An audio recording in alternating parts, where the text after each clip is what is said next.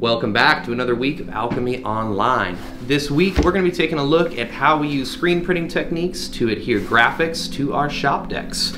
Now there are a ton of different ways that you can take art that you've done, art that exists in the world, and put it on a skateboard. Today we're going to be specifically looking at screen printing to put our classic Alchemy logo onto some of our shop decks.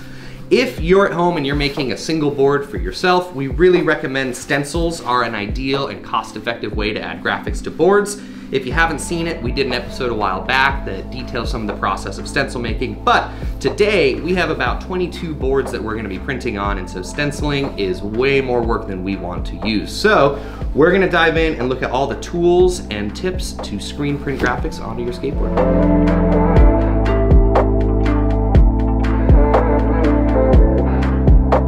So before we start actually printing, we're going to take a quick look at the tools that we use in this process. We use a traditional squeegee, which has a urethane edge here that we use to push the ink through the screen. We've got our Speedball water-based ink because we like our planet and we don't want to kill it. Some classic painter's tape, an extra speedy clamp, and then our rig here is a single color rig, which means we can just do one color at a time, and it's basically a hinged system with a magnet so we can lift our screen. Our platen has been modified to print skateboards. Essentially, we have a center line, and then I have marked 2 bolts here so that we can put our skateboards in the same place every time.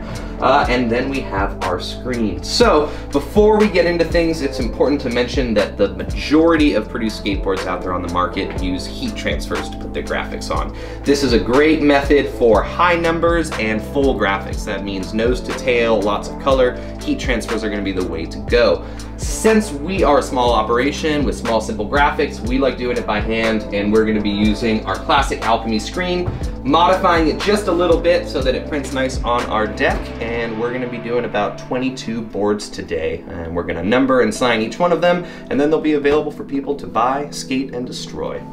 So the very first thing we're going to do here to get this ready to print is we're going to use our painter's tape, and we're actually going to block out the word Alchemy and boarding so that we have a nice centered graphic that just says Skate Tacoma. This is, again, a silk screen. Essentially the way it works is we have very thin fibers of silk that are woven together, basically creating a grid.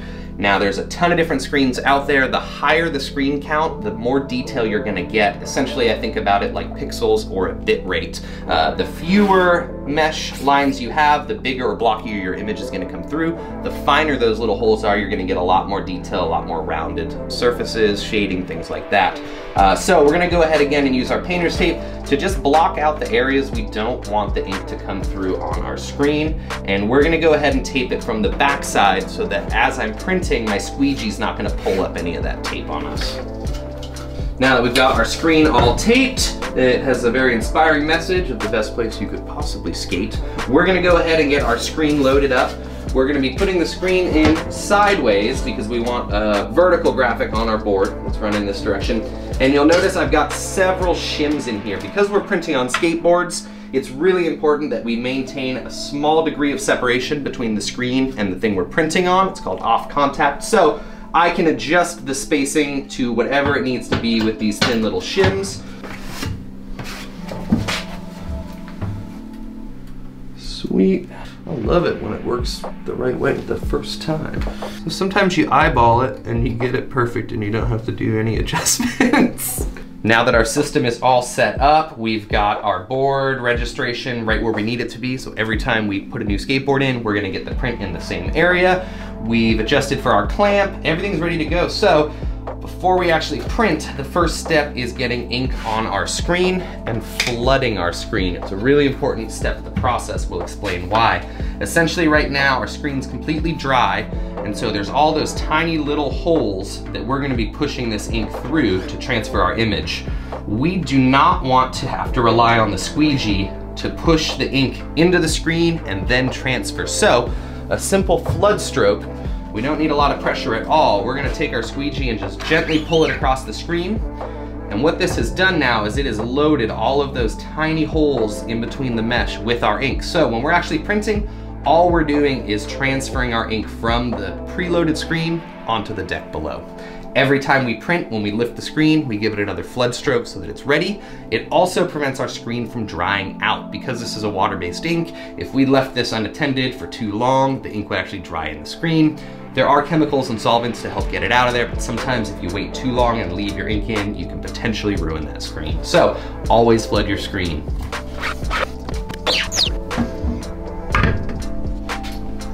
So after we gone ahead and we added some extra shim material to the bottom of our screen, giving us the proper clearance for our off contact, our screen is no longer pulling up that ink and we're getting nice, clean, uniform prints. So now we just have to do it 21 more times. So what can happen, and what often does as you're printing, is you might experience some blowout that we mentioned before. And essentially that's getting ink where we don't want ink. And what happens a lot of times is we get too much ink buildup pushing through the screen. It comes through on the bottom side and it starts transferring onto our board. So one of the easiest ways to go about fixing that, instead of rinsing the whole screen out and starting over from scratch, we're gonna load up a board, pretending we're gonna print as usual. And before we actually go ahead and print a blown out image on the skateboard, we're actually gonna just take some scrap paper. We're gonna lay it down and we're gonna do an extra hard print on this. So hopefully that extra ink that's built up on the underside of our screen is gonna transfer onto our paper, kind of restoring us back to our natural state, and we can keep printing from there.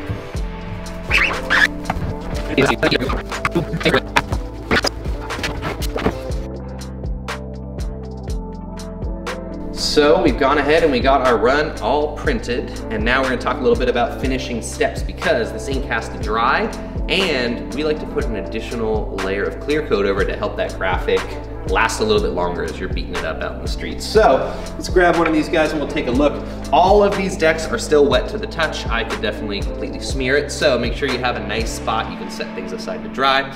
If you're printing on garments, you're gonna wanna absolutely heat set this ink so that it's ingrained into the fabric that you're printing on. For our skateboards though, we're gonna let them air dry about 24 hours so that they are dry to the touch. And again, we're gonna come in with a polyurethane in a can, and we're gonna give it 1 to 3 layers of clear coat so that we're sealing that graphic in. It's gonna result in more smudges than chipping. No one likes a graphic that flakes out. So that's how we finish our boards in-house. You can definitely run these under a heat gun, a hair dryer if you need to. There's all kinds of heating equipment out there for industrial screen printing, but again, we're gonna let them air dry, put a little clear coat on it, and then since these are small batches and they're hand done, we're gonna go in after the fact and number them 1 through 22 and date them so we know when we produce this graphic. And they're really fun when they surface years later. Someone will bring in a beat up board and I can look at the number, figure out when it's from.